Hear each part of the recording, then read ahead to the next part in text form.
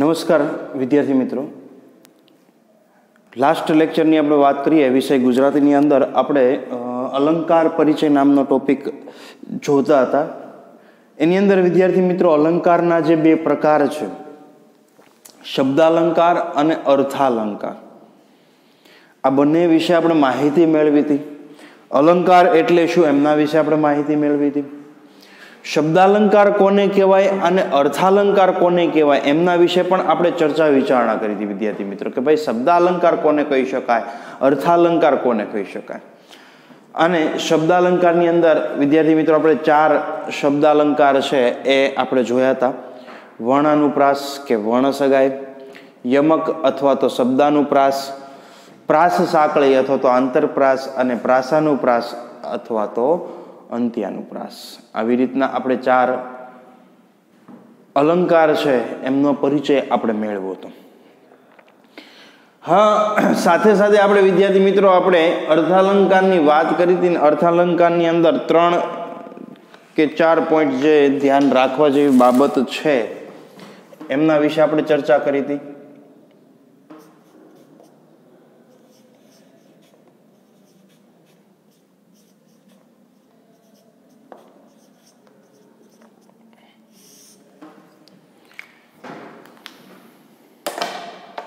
અર્થાલંકાર છે એ કોને કહી શકાય, કે ભાઈ અર્થાલંકાર છે એ કોને કહી શકાય, તો કે ભાઈ જે અલંકારની અંદર અર્થ દ્વારા જ્યારે ચમત્કૃતિ સાધવામાં આવતી હોય તેને અર્થાલંકાર કહે છે.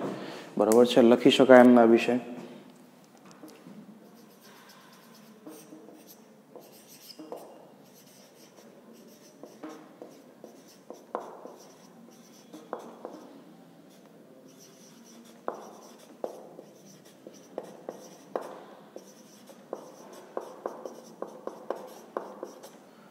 શબ્દાલંકારમાં વિદ્યાર્થી મિત્રો શું હતું, શબ્દ દ્વારા ચમત્કૃતિ સર્જાતી હતી. હવે અર્થાલંકાર છે એમાં અર્થ દ્વારા ચમત્કૃતિ સાધવામાં આવે. બરોબર,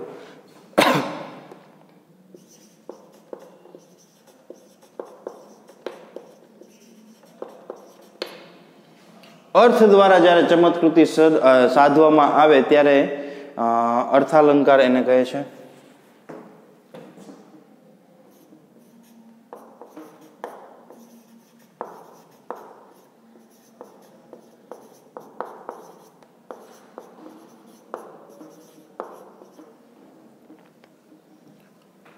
શબ્દના અર્થ દ્વારા જ્યારે ચમત્કૃતિ સાધવામાં આવે એને કહેવાય અર્થાલંકાર.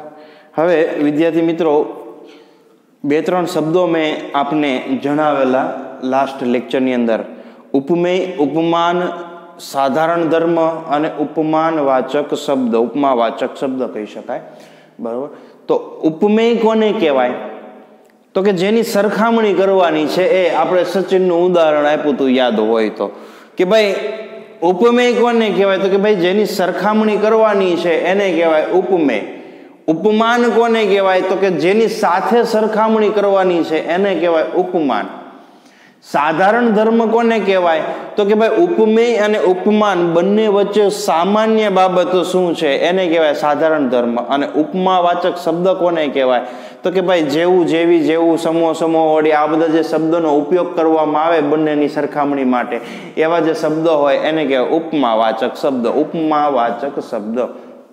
અહીંયા આગળ ઉપમા આવે એટલે આપણને નાસ્તાની વસ્તુ યાદ આવી જાય. બરોબર છે, તો નાસ્તાની વસ્તુ નહીં પણ ઉપમા અલંકારની દ્રષ્ટિએ જોઈએ તો સૌથી પહેલો અર્થાલંકારની અંદર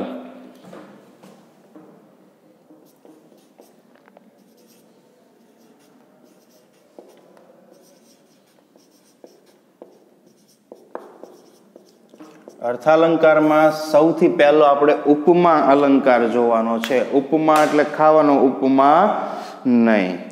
બરોબર, ઉપમા અલંકાર આપણે સૌથી પહેલા જોઈએ વિદ્યાર્થી મિત્રો. અને ઉપમા અલંકાર છે અનુપમાય નહીં, ઓલી સિરિયલ આવી એ નહીં, અનુપમા નામ એવું ગુણ છે. આપણે ઉપમાવાચક શબ્દો આવ્યા હતા એ આ ઉપમા અલંકાર ના જ આવે, ઉપમાવાચક શબ્દો આવે છે. જોઈએ તો ઉપમા અલંકાર કોને કહેવાય, તો સામાન્ય જે આપણે વાત કરી હતી કે ભાઈ જ્યારે ઉપમેય છે એની ઉપમાનની સાથે સરખામણી કરવામાં આવે. ઉપમેય અને ઉપમાન, આ બંને શબ્દો છે ને એ સમજવા બહુ જરૂરી છે. ઉપમેય કોને કહેવાય? તો કે ભાઈ જેની સરખામણી કરવાની છે.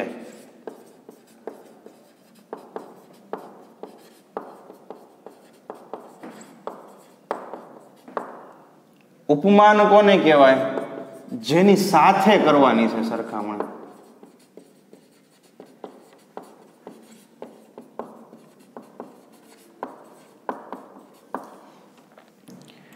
જેની સરખામણી કરવાની હોય એને ઉપમેય કહેવાય. જેની સાથે સરખામણી કરવાની હોય એને ઉપમાન કહેવાય. સમજાય છે? ઉપમેય કોને કહેવાય, ઉપમાન કોને કહેવાય? જેની સરખામણી કરવાની છે એને ઉપમેય કહેવાય. જેની સાથે સરખામણી કરવાની છે એને ઉપમાન કહેવાય. હવે આ અલંકારની વિદ્યાર્થી મિત્રો વાત કરીએ ઉપમા અલંકારની, તો ભાઈ ઉપમા અલંકારની અંદર શું આવે છે? તો કે ભાઈ ઉપમેયની ઉપમાન સાથે સરખામણી કરવામાં આવે. લખી શકાય જ્યારે ઉપમેયની ઉપમાન સાથે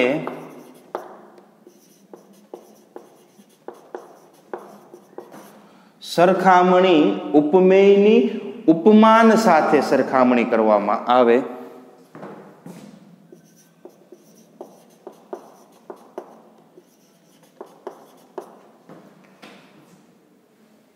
ઉપમેયની ઉપમાન સાથે સરખામણી કરવામાં આવે ત્યારે ઉપમા અલંકાર બને છે.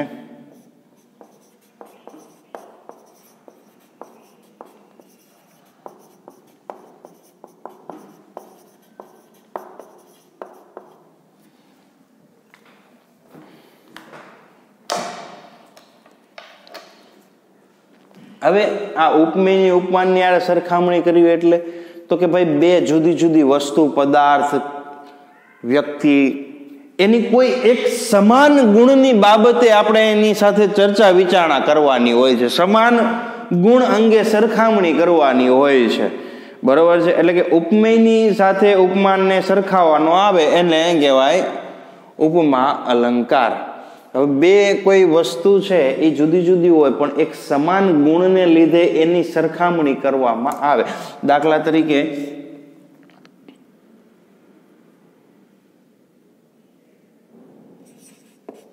રાધાનું મુખ ચંદ્ર જેવું છે. હવે જો કોની કોની સરખામણી કરી? તો કે એક છે રાધાના મુખની, રાધાની નહીં, રાધાના મુખની, અને બીજી છે ચંદ્રની. બંનેમાં કોમન વસ્તુ શું છે? સુંદરતા. એટલે ઉપમેયની સરખામણી ઉપમાન સાથે જ્યારે કરવામાં આવે ત્યારે એને કહેવાય ઉપમા અલંકાર. સમજણ પડે છે?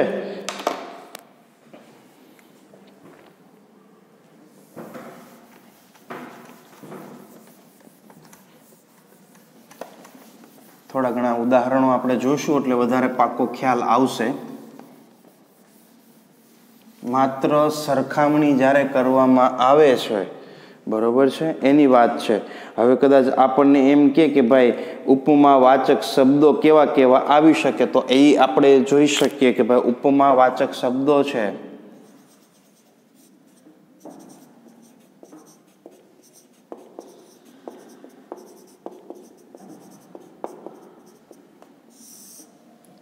ઉપમા અલંકાર છે એની અંદર ઉપમા વાચક શબ્દો છે એ કયા કયા આવી શકે? તો કે ભાઈ જેવો, જેવી, જેવું, જેવો, જેવો, જેવી, જેવું, જેવા, જેવો, જેવી, જેવું, જેવા. પછી તો કે ભાઈ સમાન, સરીખું, સરખો, સમાન, સરીખું, સરખો, બરાબર,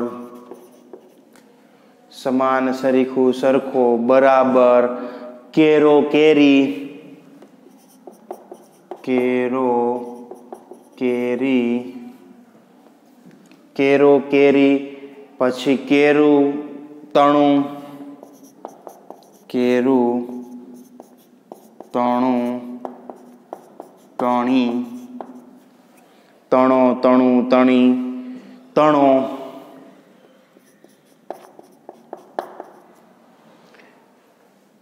तणी तणो, सम सरखी समूह, सम सरखी समूह, सम सरखी समूह, समो समी, समो समी, समो समी, शो शा सी, शो शा शी, माफक, शो शा शी माफक, जेम जेवड़ू जेवड़ो, जेम जेवड़ू जेवड़ो, जेम जेवड़ू जेवड़ो, पेठे समणा, पेठे समणा वगैरह। હવે આવા ઘણા ઉપમાવાચક શબ્દો છે એ વાપરવામાં આવતા હોય છે, બરોબર છે। આ બધાનો અર્થ શું થાય તો કે ભાઈ સરખામણી, બરોબર। આ બધાનો અર્થ શું થશે તો કે ભાઈ સરખામણી કરવી, એવો કંઈક અર્થ એમનો નીકળતો હોય છે। દાખલા તરીકે આપણને થોડા ઘણા ઉદાહરણ છે એ હું અહીંયા આગળ રજૂ કરું છું, બરોબર।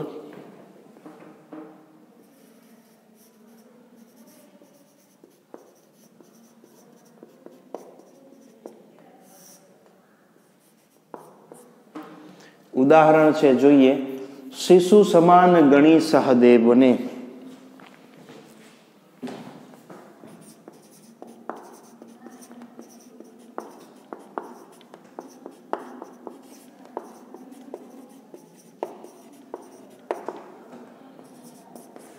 शिशु समान गणी सहदेवने। पछी दमयंतीનું मुख चंद्र समान सुंदर छे।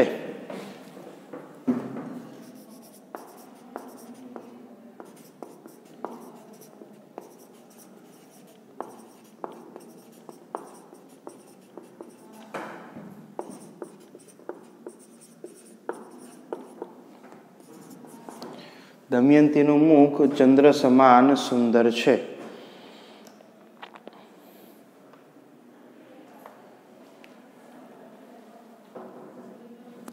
इस्त्री करेला वस्त्र जेवा आ सुवाळा शहरना रस्ता गमे, पण ई सिवाय काष्टनी पुतળી जेवी ऊभी स्तब्ध बनी रही, ई पण आवी शके, बरोबर। पण थोड़ा घणा बीजा एक उदाहरण एवा लईए, पुरुषोनी माफक, माफक लई लईए, चालो।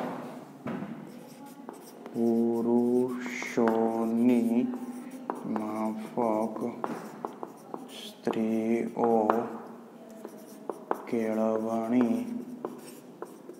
ले छे। पुरुषोनी माफक स्त्रीओ पण केळवणी ले छे।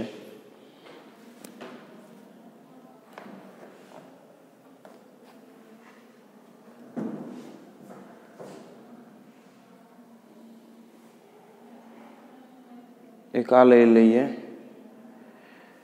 काल समो वड तरंग ऊपर उछळे आत्म मानव, आत्म मानव, आत्म ना, बरोबर है। हालो ई लई लईए, काल समो वड,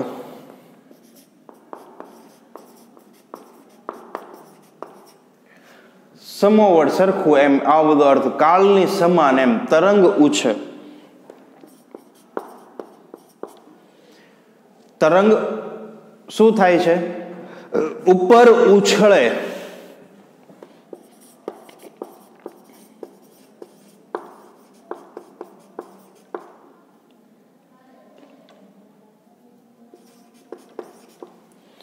આવા થોડા ઘણા ઉદાહરણ વિદ્યાર્થી મિત્રો લખ્યા છે આપણે, ઘણા બધા પછી આની જેમ બીજા સમાન તરણાની બધા આવી શકે, પણ વિદ્યાર્થી મિત્રો આની અંદર માત્ર આપણે પેલા 4 ઉદાહરણ આપ્યા છે એ સમજી લઈએ એટલે આપણને પાકો ખ્યાલ આવે કે ભાઈ કેવી રીતના ઉપમા અલંકાર છે એ બનતો હોય છે.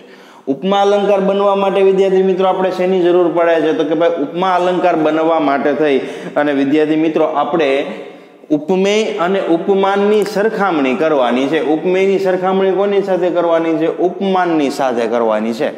બરોબર છે. હવે આમાં આવા ઉપમાવાચક શબ્દ પણ આવી શકે. આપણે સૌ જોઈએ છીએ જો આમાં સમાન છે તો અહીંયા સમાન આવ્યું છે, દેખાય છે? આ સમાન આવ્યું છે, આ માફક આવ્યું છે, માફક છે, જોઈ રહ્યો આ રહ્યું માફક. બરોબર છે. સમોવડ તો એ સમોવડ પણ આવી ગયું છે, સરખું સમૂહ સમો. બરોબર છે. આ જે સમો છે ને સમોવડ પણ કહી શકાય, સમોવડો પણ કહી શકાય, એ પણ અહીંયા તમે એડ કરી શકો. આ બધા શું કહેવાય? ઉપમાવાચક શબ્દો કહેવાય. શું કહેવાય? ઉપમાવાચક શબ્દો કહી શકાય. બરોબર. હવે આમાં ઉપમેય કોને કહેવાય, ઉપમાન કોને કહેવાય? બરોબર છે. તો હવે આપણે એની સરખામણી કરવાની છે. આમાં ઉપમામાં શું કીધું છે તો કે ભાઈ સરખામણી કરવાની કીધી છે. તો પહેલું ઉદાહરણ આપણે વિદ્યાર્થી મિત્રો જોઈએ, શિશુ સમાન ગણી સહદેવને. શિશુની જેમ, શિશુ સમાન ગણી, શિશુ એટલે કે બાળક, સહદેવને બાળકની જેમ ગણી લીધો એમ. તો હવે તુલના થઈ, કોની તુલના થઈ તો કે ભાઈ જો સહદેવની તુલના થઈ અને બાળકની શિશુની તુલના થઈ. સહદેવ છે એની તુલના કોની હારે કરી? બાળકની સાથે કરી. શિશુ સમાન ગણી સહદેવને. સહદેવની તુલના કોની સાથે કરી? શિશુની સાથે કરી, બાળકની સાથે કરી. બરાબર છે. એટલા માટે ઉપમેયની સરખામણી ઉપમાન સાથે જ્યારે કરવામાં આવે છે ત્યારે ઉપમા અલંકાર બનતો હોય છે. બીજું છે દમયંતીનું મુખ ચંદ્ર સમાન સુંદર છે. સુંદરતા છે એ સામાન્ય ગુણ છે ભાઈ, સુંદર છે. કેવી રીતના સુંદર છે તો કે ભાઈ એક તો ચંદ્ર છે એ સુંદર છે, જેવી રીતના ચંદ્ર સુંદર છે એવું જ દમયંતીનું મુખ છે એ સુંદર છે. દમયંતીનું મુખ છે એ સુંદર છે. બરોબર. એટલે દમયંતીનું મુખ છે એ ઉપમેય છે. ઉપમેયની સરખામણી કોની સાથે કરી છે? આ ઉપમાન સાથે કરી છે, ચંદ્ર સાથે કરી છે. સુંદર છે એ તો સાધારણ ધર્મ છે અને સમાન છે એ ઉપમાવાચક શબ્દો આવી ગયા. સમજાય છે? આને કહેવાય ઉપમેય. દમયંતીનું મુખ છે એને કહેવાય ઉપમેય, ચંદ્રને કહેશું ઉપમાન, ઉપમાવાચક શબ્દ અને સાધારણ ધર્મ. આ બધું સાધારણ ધર્મની અંદર આવી જાય. ક્લિયર? એટલે જો દમયંતીનું મુખ એટલે કે ઉપમેય, એની સરખામણી કોની હારે કરી? ચંદ્રની સાથે, ઉપમાન સાથે. તો જ્યારે સરખામણીનો ભાવ હોય ત્યારે ઉપમા અલંકાર બનતો હોય છે.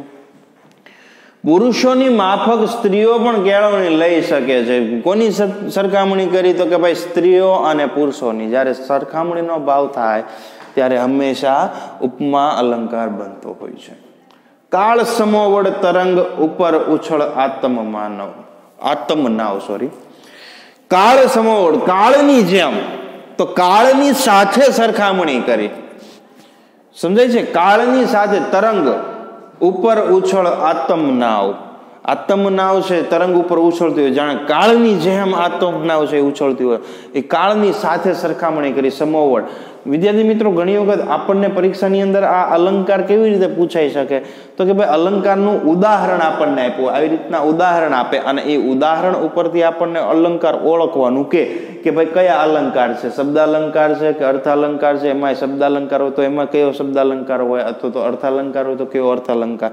એવું ચોખવટ કરીને કોઈનું આપણને કે આ શબ્દ અલંકાર જ છે તમે ઓળખાઈ દો, કે આ અર્થ અલંકાર જ છે તમે ઓળખાઈ દો. બે માંથી જેટલા ટોટલ આપણે શીખીએ એમાંથી બધામાંથી આપણે કરવાના આવે, અલંકાર શીખવાના આવે. બરોબર. તો આ અલંકાર છે એ આપણને પૂછાય પરીક્ષાની અંદર. ઉદાહરણ વિદ્યાર્થી મિત્રો આવે તો ઉદાહરણની અંદર આપણે કેવી રીતના આપણને ખબર પડે કે કયું. તો દાખલા તરીકે ઉપમા અલંકાર છે વિદ્યાર્થી મિત્રો, તો ઉપમા અલંકારની અંદર ઉપમાવાચક શબ્દ તમે જોઈ જાઓ. ઉપમાવાચક શબ્દ, આવા બધા ઉપમાવાચક શબ્દો કહેવાય. આ ઉપમાવાચક શબ્દો જો તમે જોઈ જાઓ વિદ્યાર્થી મિત્રો તો તમારે તરત જ તે ઉપમા અલંકાર કરવો પડે. સમજાય છે? આ એની નિશાની છે, તમે ઝડપથી એને તમે કરી શકો. પહેલા જોઈ લેવાનું ઉપમાવાચક શબ્દ. હા, એક વસ્તુ નોટિસ કરો, ઘણી જગ્યાએ બીજી વખત ઉપમાવાચક શબ્દનો પ્રયોગ થતો હોય છે, પણ ત્યારે આપણે ઉપમેય ઉપમાનની સરખામણીનો ભાવ છે કે નહીં વાક્યમાં, વાક્યમાં કે સરખામણી કરી છે કોઈની સાથે. સરખામણી આપણે હાલતા ચાલતા કરતા હોય આવી રીતના ક્યાંય સરખામણી વાક્યમાં કોઈ કરી છે? જો સરખામણી કરી હોય તો એ કમ્પલસરી ઉપમાવાચક અલંકાર આવે ને આવે. હવે કદાચ સરખામણી કરીએ, જોજો આ જ ઉદાહરણ લઈએ.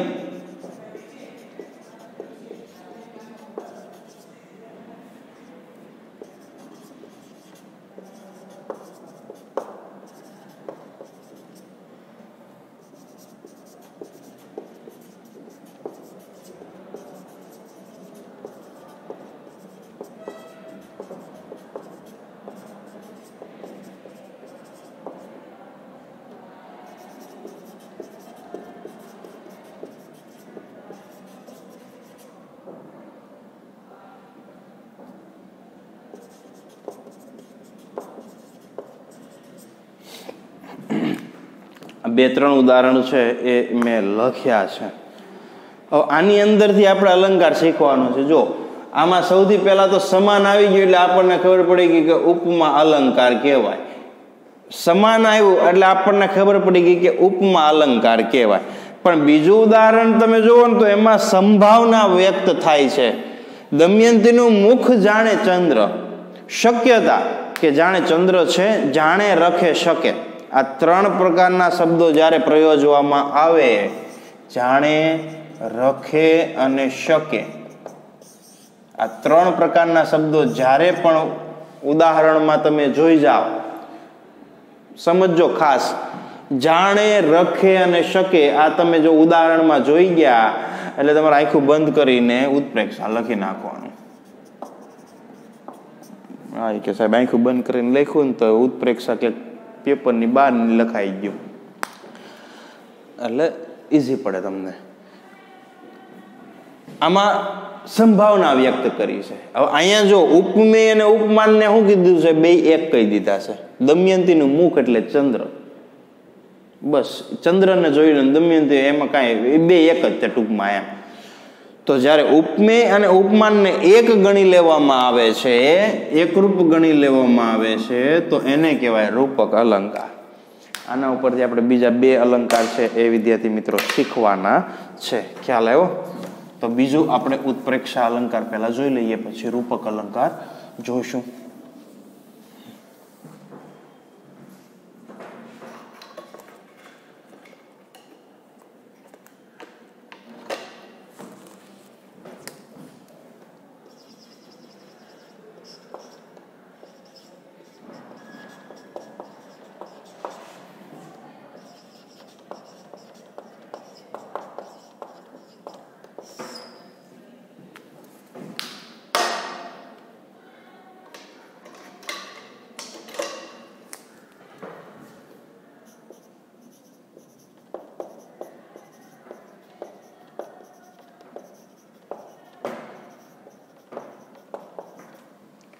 જ્યારે ઉપમેય અને ઉપમાન વચ્ચે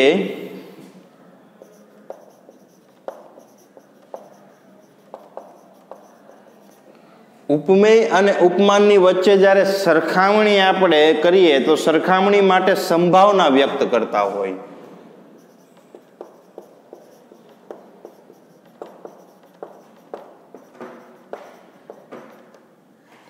જ્યારે જ્યારે સંભાવના વ્યક્ત થતી હોય, બરાબર છે, તો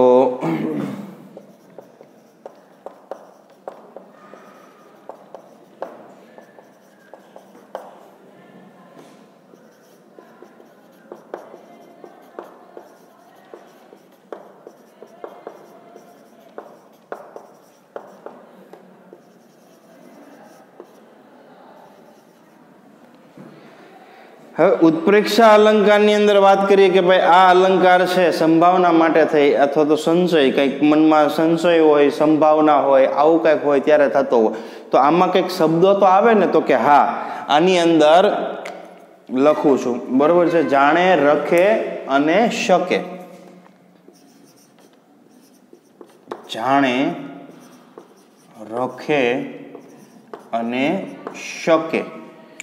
જાણે, રખે અને શકે જેવા શબ્દો પ્રયોજવામાં આવે છે.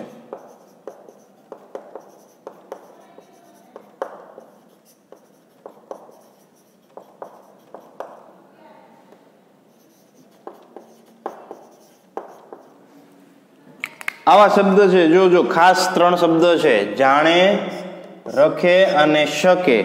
બરોબર છે. આ 3 શબ્દ છે, ખાસ ધ્યાન આપવાના. આવા શબ્દ છે જ્યાં આગળ તમે વાક્યમાં જોઈ જાઓ તો એ હંમેશા કેવો અલંકાર બને? ઉત્પ્રેક્ષા અલંકાર બને. સંભાવના જ્યારે આપણને રજૂ કરે. થોડા ઘણા ઉદાહરણ છે એ જોઈએ એટલે ખ્યાલ આવશે આપણને.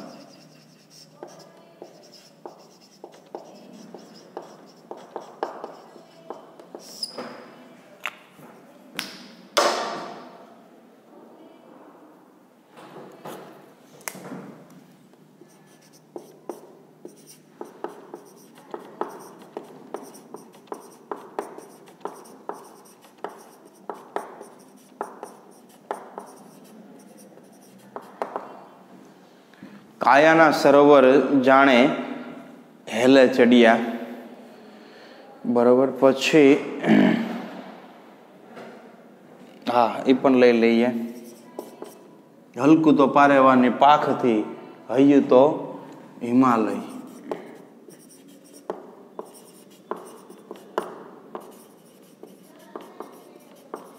હલકા તો પારેવાની પાખથી, મહાદેવથી એ મોટાજી.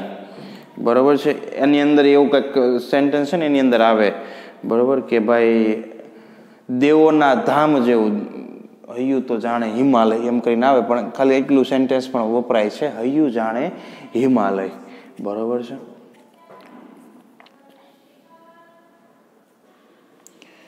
હવે આમાં એક વિદ્યાર્થી મિત્રો ખાસ ધ્યાન આપજો. માત્ર અમુક જગ્યાએ આપણને આ 3 જ આપ્યા છે. બરોબર છે. પણ ક્યારેક ક્યારેક આપણને એક ચોથું વાપરવામાં આવે છે. દાખલા તરીકે જો હું લખું છું, જાણે, રખે, શકે, શું. આ ચોથું શું છે એ શબ્દ પણ ક્યારેક ક્યારેક આપણને પ્રયોજવામાં આવતું હોય છે. બરોબર છે. તો એ પણ આપણે સાથે સાથે જોઈ લઈએ.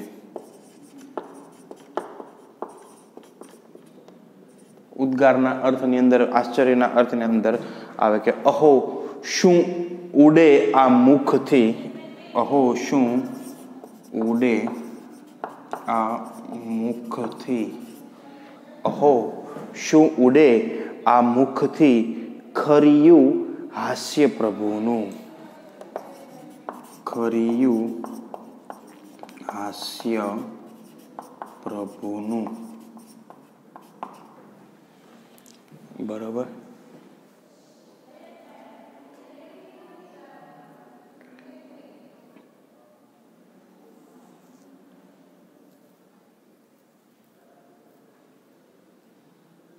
બાકી હા, જો એક ઉદાહરણ આવું પૂછ્યું હતું, મુસાફરો અસંખ્ય. આ મુસાફરો, મુસાફરો અસંખ્ય. આ મુસાફરો શું, જોજો સમજો, શું ટ્રેનને ચડ્યો ન હોય આફરો. શું ટ્રેનને ચડ્યો ન હોય આફરો.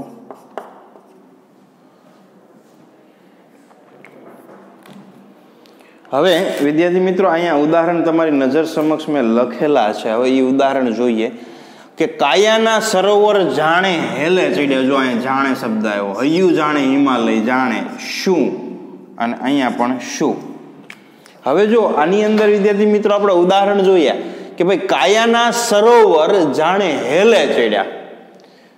જાણે હેલે ચડ્યા, સંભાવના, કાયાની સંભાવના સરોવરની સાથે કરી. હૈયું જાણે હિમાલય, હૈયુંની સરખામણી હિમાલયની સાથે, એટલો વિશાળ હૃદય વાળો એમ.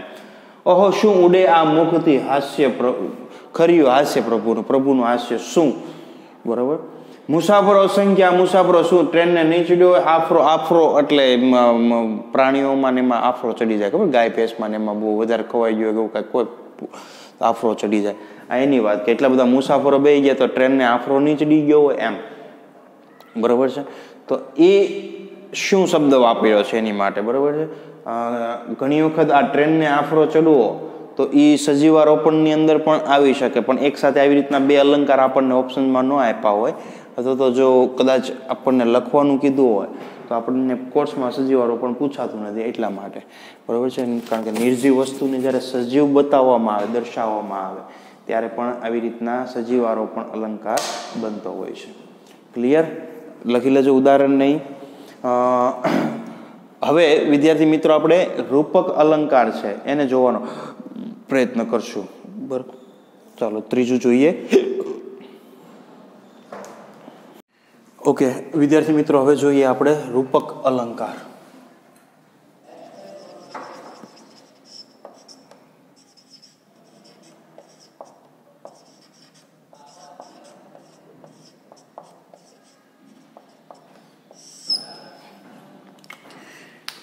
વિદ્યાર્થી મિત્રો, આજે ત્રણેય અલંકાર છે, બરોબર, ઉપમા, ઉત્પ્રેક્ષા અને રૂપક. આ ત્રણેય આપણે એક સાથે એટલા માટે તમને અહીંયા આગળ મેં લખ્યા છે કે માઇનોર તફાવતથી આ ત્રણેય અલંકાર બનતા હોય છે. ઉપમા અલંકારમાં આપણે સમજ્યા વિદ્યાર્થી મિત્રો કે કેવી વાત કરી છે કે ભાઈ ઉપમેયની ઉપમાનની સાથે સરખામણી કરી છે. સમજે છે? ઉપમેયની ઉપમાનની સાથે સરખામણી કરી છે. ઉત્પ્રેક્ષાની અંદર શું આવે તો કે ઉપમેય અને ઉપમાન વચ્ચે સરખામણી હોય ને એવી સંભાવના આપી છે, અને એના જે ઉપમાવાચક શબ્દો આપણને કયા કયા આપ્યા છે? જાણે, રખે, શકે અને શું. માત્ર આ 4 પ્રત્યયો જ ઉત્પ્રેક્ષાની અંદર આવે, એ સિવાય બીજા કે નથી આવતા. હવે રૂપક અલંકારની અંદર શું થાય છે વિદ્યાર્થી મિત્રો? તો કે ભાઈ રૂપક અલંકાર છે એની અંદર ઉપમેય અને ઉપમાન આ બંને એક જ છે. ઉપમેય અને ઉપમાન બંનેને એક જ દર્શાવ્યા છે, એમાં બંનેમાં કોઈ તફાવત નથી. ઉપમેય અને ઉપમાન આ બંનેમાં કાંઈ પણ પ્રકારનો તફાવત નથી, એટલે રૂપક અલંકાર છે એ બનતો હોય છે. સમજાય છે? તો કદાચ આપણે જો લખવું હોય તો લખી શકાય કે જ્યારે ઉપમેય અને ઉપમાનને એકરૂપ ગણવામાં આવે, એકરૂપ ગણી લેવામાં આવે, ત્યારે આ રૂપક અલંકાર છે એ બનતો હોય છે. એટલે આવી રીતના લખી શકાય.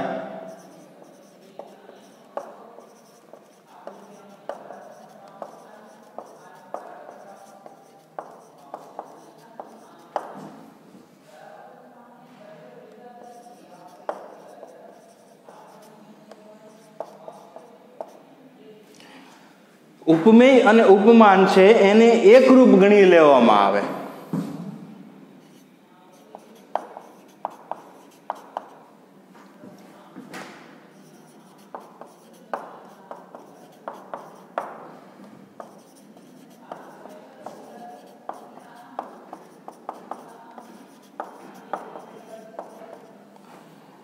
જોજો વિદ્યાર્થી મિત્રો, ખાસ સમજો, રૂપક અલંકાર છે એમાં ઉપમેય અને ઉપમાન બંનેને એકરૂપ ગણી લેવામાં આવે છે. દાખલા તરીકે બપોર એક મોટું શિકારી કૂતરું છે.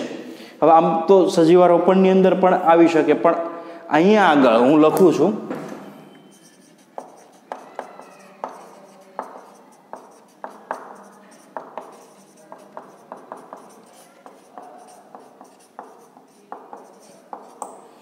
હવે જો ઉનાળાની બપોરની વાત કરી છે કે ભાઈ બપોર એક મોટું શિકારી કૂતરું છે, તો બપોરની સરખામણી કોની હારે કરી?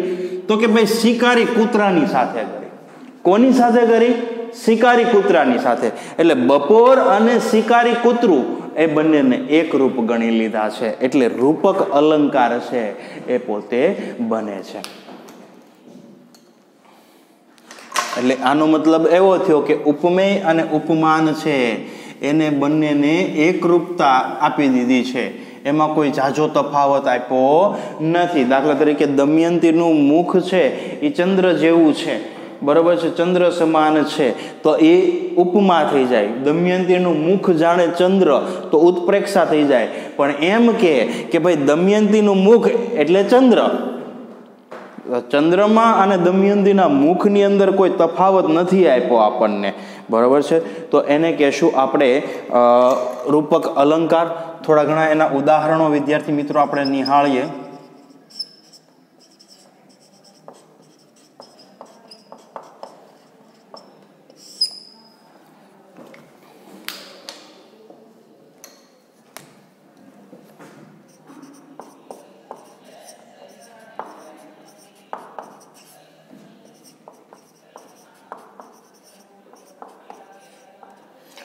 જીવન વાડી કરમાઈ ગઈ. જીવન વાડી કરમાઈ ગઈ. હવે જો જીવન રૂપી વાડી, જીવન અને વાડી એ બંનેને વાડી કરમાઈ ગઈ બરોબર છે, પણ જીવનને વાડી સાથે સરખાવી લીધું છે એટલે જીવન વાડી કરમાઈ ગઈ. સમજાય છે? ઉપમેય અને ઉપમાનને એક ગણી લીધું છે. જીવન વાડી કરમાઈ ગઈ. 100 બાણ રથીએ માર્યા, શરીર કીધું ચાળણી.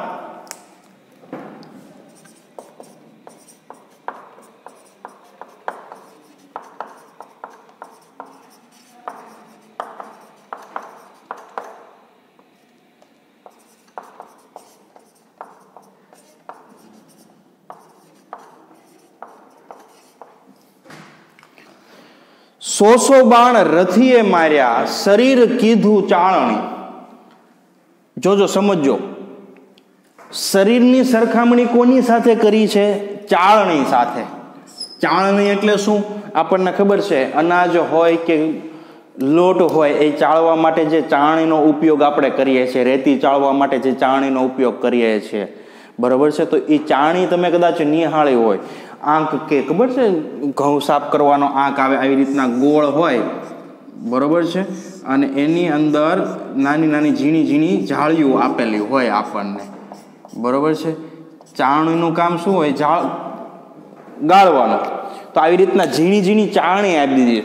તો બાણ એટલા માર્યા, અર્જુનની વાત કરે છે કે ભાઈ ભીષ્મ પિતામહ છે એને બાણ એટલા બધા મારી દીધે કે શરીર જાણે ચાણી કરીને. એટલે શરીર કીધું ચાળણી, કે શરીર નથી પણ જાણે ચાણી જેટલા હોલ પાડી દીધા છે બાણ મારીને એમ. તો શરીરની સરખામણી કોની હારે કરી નાખી? ચાણી હારે. સરખામણી નથી કરી પણ શરીરને ચાણી જ કહી દીધું છે કે આ શરીર નથી પણ શું છે? ચાણી છે. સમજાય છે? એટલે જ્યારે ઉપમેય અને ઉપમાન છે એ બંનેની સરખામણી જ્યારે એક સાથે બંનેને એકરૂપ કરી દે છે, બરોબર, એટલે રૂપક અલંકાર બને છે. ચર્ચા એ લોકશાહીનો પ્રાણ છે.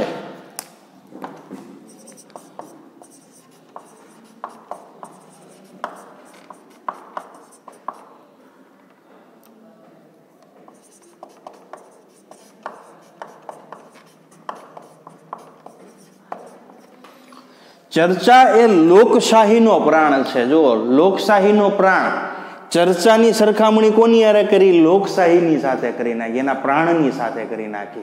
ખરેખર એ તો સંભવ નથી, પણ અહીંયા આગળ આપણને ઉપમેય અને ઉપમાન બંને એક જ દર્શાવવામાં આવે છે, એક જ દર્શાવે છે, તો રૂપક અલંકાર બને છે.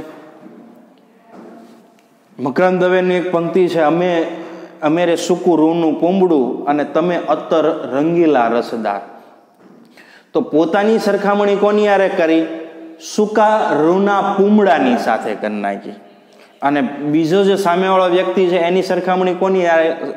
તો કે અત્તરની સાથે, રંગદાર અત્તર છે એની સાથે, સુવાસભર્યું જે અત્તર છે એની સાથે એની સરખામણી છે એ પોતે કરી નાખી. પરિશ્રમ અને અહિંસા સગા ભાઈ બહેન છે.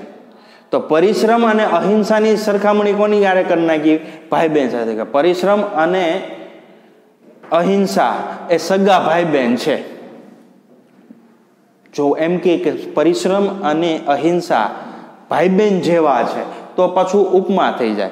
પરિશ્રમ અને અહિંસા જાણે ભાઈ બહેન તો એ ઉત્પ્રેક્ષા થઈ જાય. પણ અહીંયા આગળ વિદ્યાર્થી મિત્રો બંનેને એકરૂપ ગણી નાખ્યા છે. ઈ જ તે પરિશ્રમ અને અહિંસા ગણો એટલે એ ભાઈ બહેન સમજવાના એમ, બરાબર છે. તો આવી રીતના વિદ્યાર્થી મિત્રો સરખામણી જ્યારે આપણને કરવામાં આવે છે ત્યારે ઉપમા બને, આંશિક સરખામણી થાય, સંભાવના વ્યક્ત થાય ત્યારે ઉત્પ્રેક્ષા બને.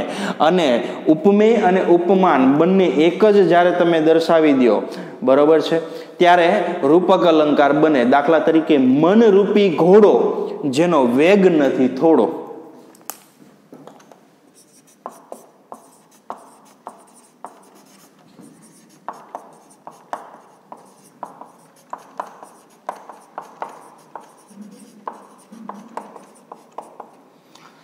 મનરૂપી ઘોડો જેનો વેગ નથી થોડો.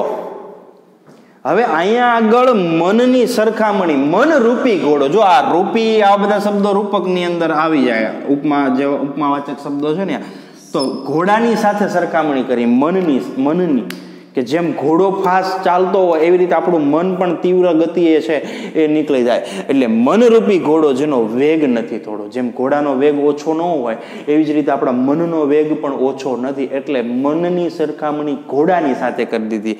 અહીંયા આગળ ઉપમેય અને ઉપમાન વિદ્યાર્થી મિત્રો બંને એક દર્શાવી દીધા છે.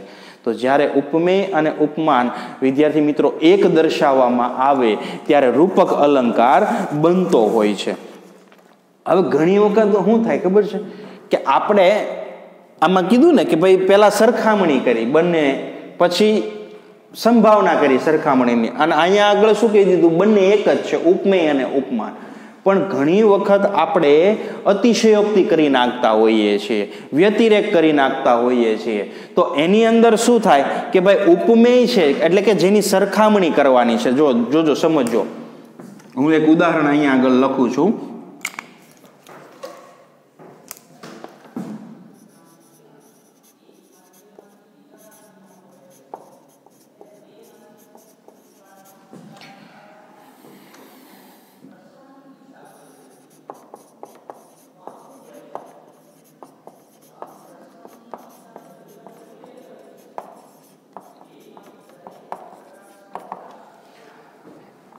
દમયંતીનું મુખ છે એની આગળ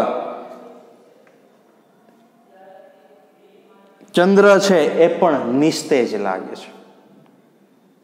હવે અહીંયા આગળ ઉપમેય ઉપમાન પેલા આપણે સમજી લઈએ. ઉપમેય એટલે શું, તો કે સરખામણી કરવાની છે. કોની સરખામણી કરવાની છે, તો કે દમયંતીના મુખની. કોની સાથે કરવાની છે, ચંદ્રની સાથે. તો એ ચંદ્ર શું થઈ જાય, ઉપમાન થઈ જાય. હવે ઉપમેયને એટલે કે જેની સરખામણી કરવાની છે એને કોઈની સાથે દાખલા તરીકે મનોજ સચિન જેવું ક્રિકેટ રમે છે, તો સચિનની સાથે સરખામણી કરી, કોની, મનોજની. પણ કદાચ આપણે એમ કહીએ કે ભાઈ મનોજ છે એ સચિન કરતા વધારે સારું ક્રિકેટ રમે છે, તો જેની હારે સરખામણી કરી હતી એની કરતા પણ ચડિયાતો ગુણ દર્શાવ્યો. સમજાય છે? અહીંયા શું હતું, સરખામણી કરી હતી, અહીંયા સરખામણીની સંભાવના કરી હતી, અહીંયા બંનેને એક કહી દીધો કે ભાઈ મનોજ એટલે સચિન, બે એક.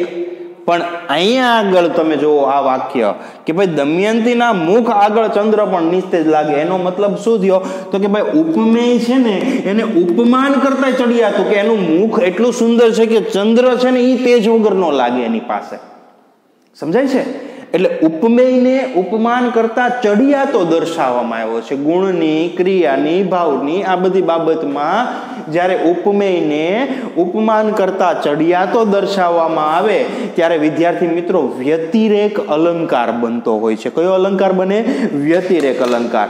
તો હવે વિદ્યાર્થી મિત્રો ચોથો અલંકાર આપણે શીખશું, વ્યતિરેક અલંકાર. આ રબ કરું છું.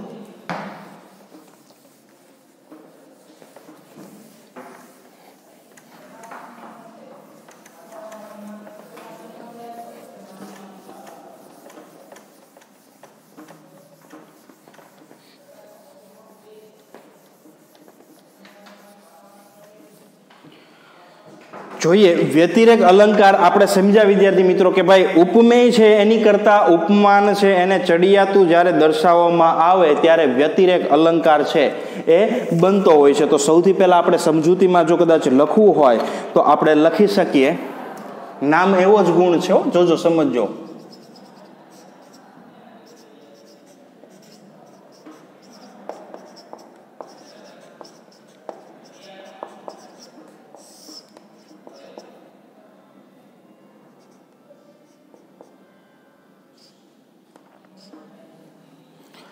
વ્યતિરેક અલંકાર. વ્યતિરેક અલંકાર એટલે કે ભાઈ ઉપમેયને લખી શકાય જ્યારે ઉપમેયને ઉપમાન કરતા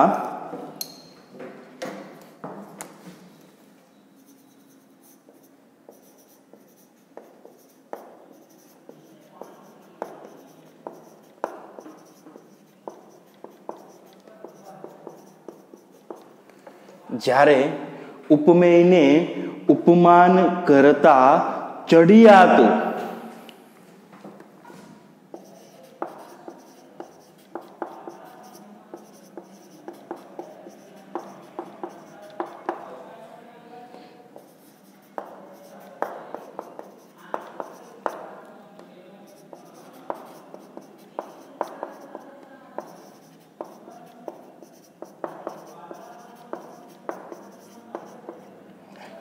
જ્યારે ઉપમેયને ઉપમાન કરતા ચડિયાતું દર્શાવવામાં આવે છે ત્યારે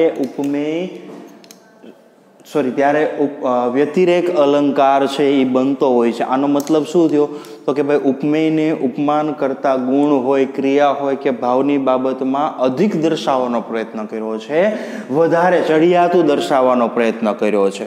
બરોબર છે. તો તમે જોશો તો ખબર પડશે કે ભાઈ ઉદાહરણ જોઈએ.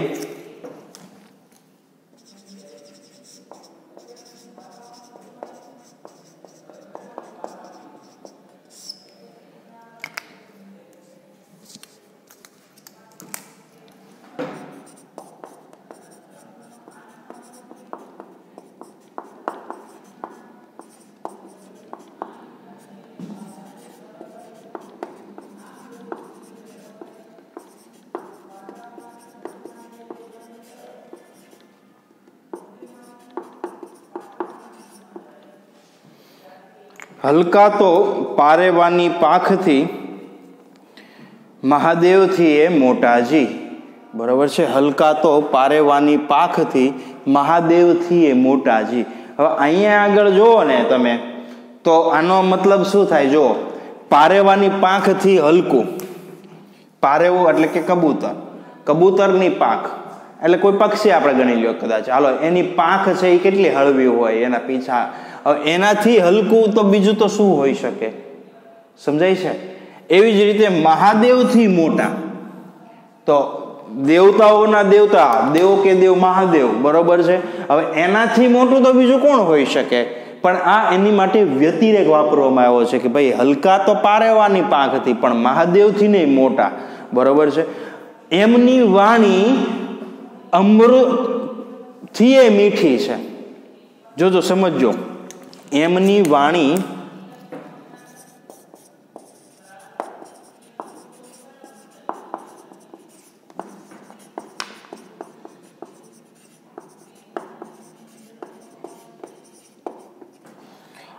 અમૃતથી તો મીઠું શું હોઈ શકે? પણ એની વાણીની સરખામણી અમૃત કરતા પણ વધારે ચડિયાતું કહી દીધું છે. ઉપમેયની સરખામણી ઉપમાન કરતા ચડિયાતી કહી દીધી છે કે ભાઈ એની વાણી એવી સરસ મજાની મીઠી છે ને કે એની આગળ અમૃત પણ કાંઈ ન કહી શકાય.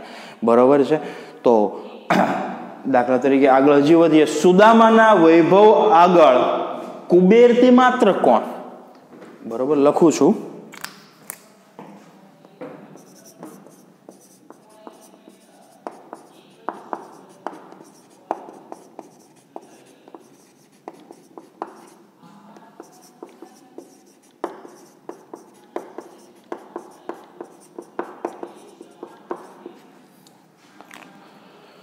સુદામાનો વૈભવ છે એની આગળ કુબેર, સૌથી ધનાઢ્ય એમ કહેવાય કુબેર. બરોબર છે. કુબેરની પાસે જેટલી ધન સંપત્તિ હોય એની પાસે આપણે સંપત્તિની યાચના કરતા હોઈએ છીએ, ધન કુબેર કહીએ આપણે. બરોબર છે. સૌથી વધારે ધનાઢ્ય જેને કહી શકાય, એની પાસેથી ધન સંપત્તિના દેવતા ટૂંકમાં કહીએ તો. બરોબર, એની પાસેથી આપણે સંપત્તિની યાચના કરતા હોઈએ છીએ. તો સુદામા છે, ખરેખર તો સુદામા બહુ ગરીબ હતા, દરિદ્ર હતા. બરોબર, પણ એનો વૈભવ, એની સમૃદ્ધિ કે કોની કરતા પણ કુબેર કરતા પણ વધારે કહી દીધી કે એની આગળ કુબેર એટલે હું કાંઈ નહીં. સમજાય છે? એટલે જ્યારે ઉપમેયને ઉપમાન કરતા ચડિયાતું છે એ દર્શાવે એટલે એ વ્યતિરેક અલંકાર છે એ બનતો હોય છે. શુક્રાચાર્ય નામ તે મારું, હુંથી કાળ પામે બીકજી. શુક્રાચાર્ય તે નામ મારું.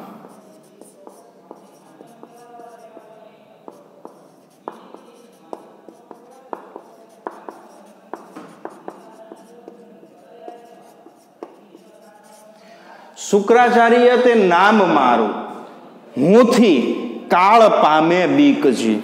હુંથી કાળ પામે બીકજી.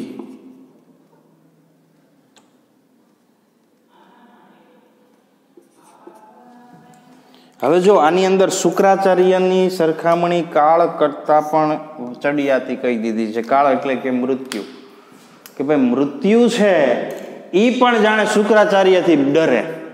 શુક્રાચાર્ય એટલે દેવતાઓના જેમ ધર્મગુરુ હોય ને, એમના ગુરુ હોય કે એને જે જ્ઞાન આપવાનું કાર્ય કરતા, એવી રીતે દાનવો, રાક્ષસો જે કહીએ આપણે દાનવ, બરોબર, દેવતા અને દાનવ. તો દાનવના જે ગુરુ હતા ને એનું નામ હતું શુક્રાચાર્ય. અને શુક્રાચાર્યએ ભગવાન ભોળાનાથને તપ કર્યું હતું, એનું તપ કર્યું હતું, અને એની પાસેથી એણે વિદ્યા એવી શક્તિ માંગી હતી કે એના જે દાનવોનો કોઈ પણ સંહાર કરે ને તો એ એની મંત્ર શક્તિનો ઉપયોગ કરી અને એને પાછા સજીવન કરી શકે. સજીવન જડીબુટ્ટી કહી શકાય, સજીવન મંત્ર કહી શકાય, આવી એની પાસે શક્તિ હતી. પણ એમાં થોડીક શરતો, કન્ડિશન્સ આર એપ્લાય. કે શું? તો કે ભાઈ મહાદેવજીએ જેને માર્યા હોય, ભોળાનાથે જેનો વધ કર્યો હોય, એ પાછા એમાં સજીવન ન થઈ શકે, બરોબર. એ સિવાય કોઈ પણ સંહાર એનો કર્યો હોય તો એને સજીવન કરી દેતા શુક્રાચાર્ય. એટલે કીધું છે કે શુક્રાચાર્યથી કાળે બીવે એમ. તો ઉપમેયની સરખામણી ઉપમાન કરતા ચડિયાતી કહી દીધી કે ભાઈ જે મૃત્યુ છે એ પણ એનાથી બીવે, શુક્રાચાર્યથી, બરોબર. તો આવી રીતના જ્યારે ચડિયાતો ભાવ છે એ દર્શાવવામાં આવે છે, ચડિયાતો ભાવ દર્શાવવામાં આવે છે. ઉપમેય કરતા ઉપમાન છે, બરોબર, એને ચડિયાતું જ્યારે દર્શાવી દઈએ, બરોબર, એટલે વ્યતિરેક અલંકાર વિદ્યાર્થી મિત્રો છે એ બનતો હોય છે. ત્યાર પછી અતિશયોક્તિ કરી નાખે. આ વ્યતિરેક થઈ ગયો કે ઉપમેયને ઉપમાન કરતા ચડિયાતો કરી નાખ્યો. પણ ઘણી વખત શું હોય કે ઉપમેયનો ઉલ્લેખ જ ન થાય, ઉપમેયનો ઉલ્લેખ જ ન થાય, માત્ર ઉપમાનનો જ ઉલ્લેખ કરે, અને ઉપમાન અને ઉપમેય બે એક જ હોય, બરોબર છે. ઉપમાન જ ઉપમેય હોય, સમજાય છે. એટલે બની જાય અતિશયોક્તિ. દાખલા તરીકે પડતા પહેલા તેના પ્રાણ નીકળી ગયા. જોજો,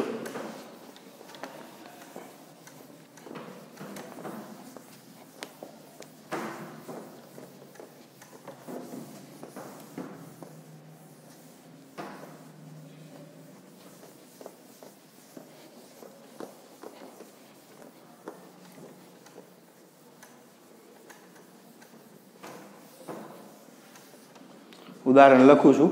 પડતા પહેલા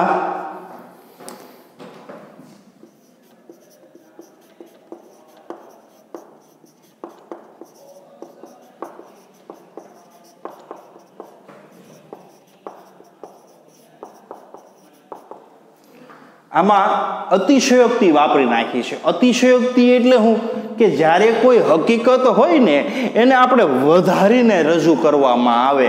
હજી તો પડ્યો નથી ત્યાં પ્રાણ નીકળી ગયા, સમજાય છે. હજી તો એ પડ્યો નથી ત્યાં એના પ્રાણ નીકળી ગયા એમ, એટલે અતિશયોક્તિ, સમજાય છે. તો લખીએ કદાચ એમના વિશે.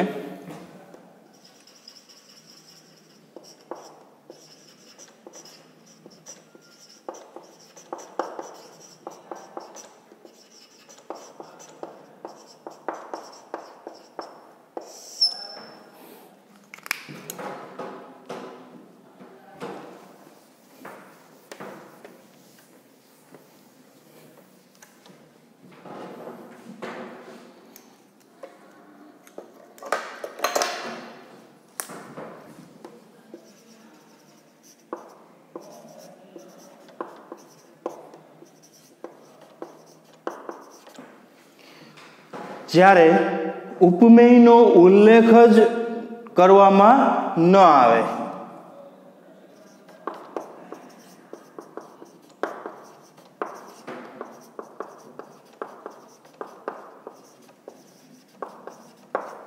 જ્યારે ઉપમેયનો ઉલ્લેખ જ કરવામાં ન આવે અને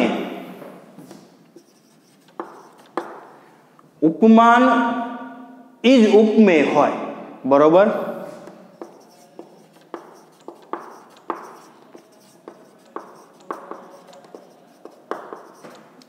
ઉપમાન જ ઉપમેય હોય ત્યારે અતિશયોક્તિ અલંકાર બને છે.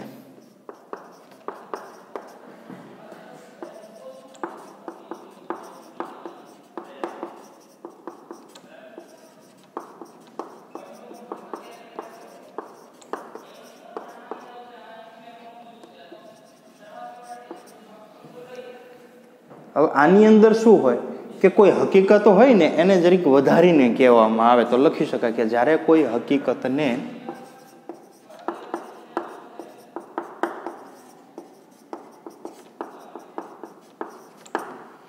જ્યારે કોઈ હકીકત આપણને આપી હોય અને એને વધારીને કહેવામાં આવે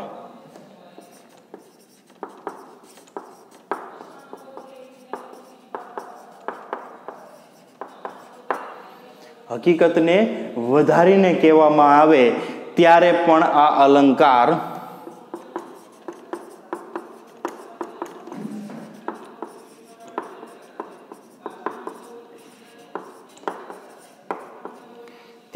આ અલંકાર છે એ પોતે બનતો હોય છે. એના ઉદાહરણો છે એ થોડાક આપણે જોઈએ.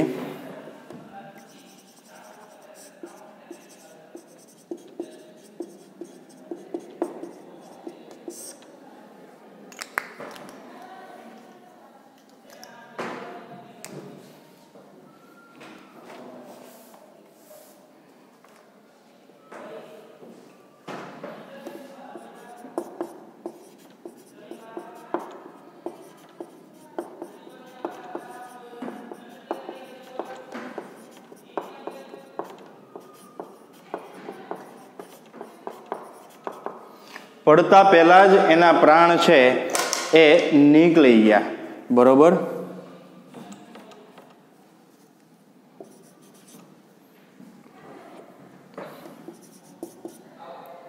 પછી છે એ હતું કટક, એ હતું કટક. કટક એટલે કે સૈન્ય.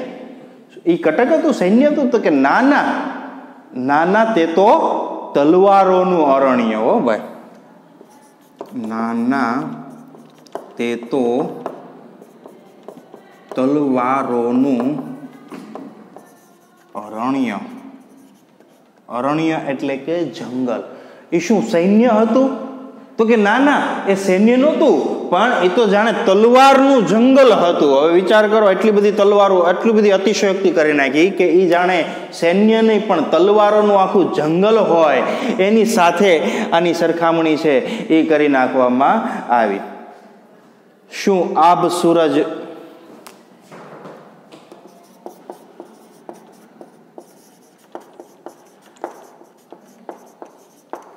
શું આભ સૂરજ ચંદ્રમીના તેલ ખૂટ્યા?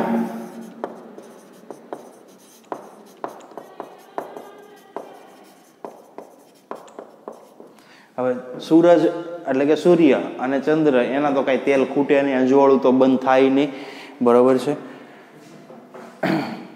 એ નાટક એટલું કરુણ કે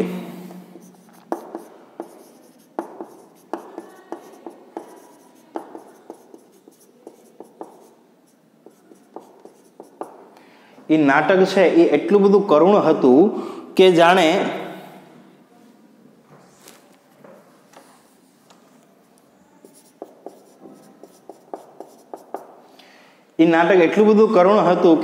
થિયેટર છે. નાટક ક્યાં જોવે તો કે ભાઈ થિયેટરમાં.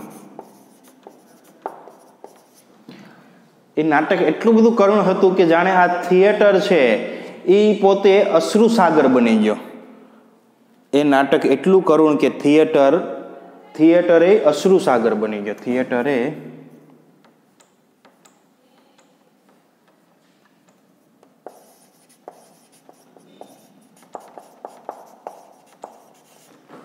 અશ્રુસાગર બની ગયો છે, બરોબર.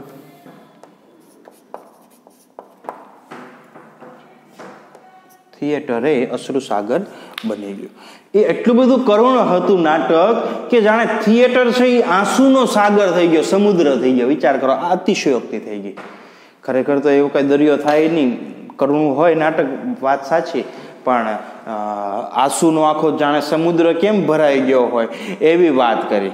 બરોબર. અર્જુનની વાત કરે, મહાભારતનું યુદ્ધ અને ધનુષ્ય હોય એની ટંકાર પણછ છે ને, ધનુષ્યની જે દોરી બાંધેલી હોય ને એને પણછ કહેવાય, પ્રત્યંચા અથવા તો પણછ. તો એ પણછ ખેંચે છે એટલે આ ટંકાર થાય, અવાજ આવે. બરોબર છે. તો આ ધનુષ્યની ટંકાર સાંભળીને તે શત્રુએ જીવવાની આશા છોડી દીધી. ત્યાં એને થઈ ગયું કે હવે બસ આપણું મૃત્યુ થઈ ગયું. કેટલો અતિશયોક્તિ કે હજી તો ધનુષ્યની ટંકાર સાંભળ્યું, એ ટંકારની સાથે જ જે બધા શત્રુઓ બધા હતા, એ બધા શત્રુઓ છે એ બધાએ જીવવાની આશા છોડી દીધી. હજી તો અર્જુને ધનુષ્યની ટંકાર ખેંચી, ત્યાં સામે કૌરવ પક્ષે જે શત્રુ બધા હતા, દુશ્મનો જે બધા હતા, એને જાણે જીવવાની આશા છોડી દીધી. બરાબર.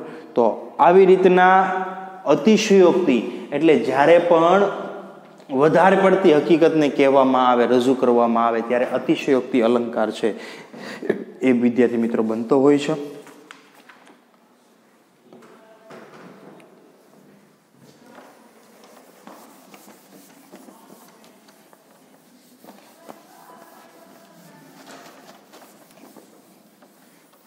ઓકે. તો આ 5 જે કાંઈ અલંકાર આપણે વિદ્યાર્થી મિત્રો શીખ્યા છીએ, બરોબર છે. તો અત્યારે આ લખી લો, અતિશયોક્તિ સ્ક્રીનશોટ લઈ લો અને લખી લો, ઉદાહરણ લખી લો. બરોબર. વિદ્યાર્થી મિત્રો, ગૃહ કાર્ય જો અહીંયા આગળ લખેલું છે, 5 વાક્ય આપ્યા છે, એ પાંચેયના અલંકાર ઓળખવાના છે. આકાશ ધરા ત્યાં કંપ્યા, ડોલ્યા 14 બ્રહ્માંડ, કુબેરને પણ આશ્રય આપી શકે એવડો હિમાલય ઢનાઢ્ય છે, હાથી જાણે રમતો હોય તેમ સૂંઢ હલાવી રહ્યો છે, ઈ આંગળિયાત મારી આંખનું રતન છે. આંગળિયાત એટલે કે લગ્ન થયા હોય ને પહેલા અને પછી બીજા લગ્ન કરે, તો પહેલા લગ્નનું જે સંતાન હોય એને સાથે લઈ અને જે કન્યા બીજા લગ્નમાં જાય એ એનું જે સંતાન સાથે લઈને આવે ને એને આંગળિયાત કહેવાય. સતા સુકા ઘાસ બરાબર બળીને આસપાસ બાળે. તો આ વિદ્યાર્થી મિત્રો હોમવર્કના આ 5 વાક્ય છે જેના આપણે અલંકાર ઓળખવાના છે. તમને સ્ક્રીનશોટ તમે લઈ શકો છો અને લખી શકો છો. ક્લિયર?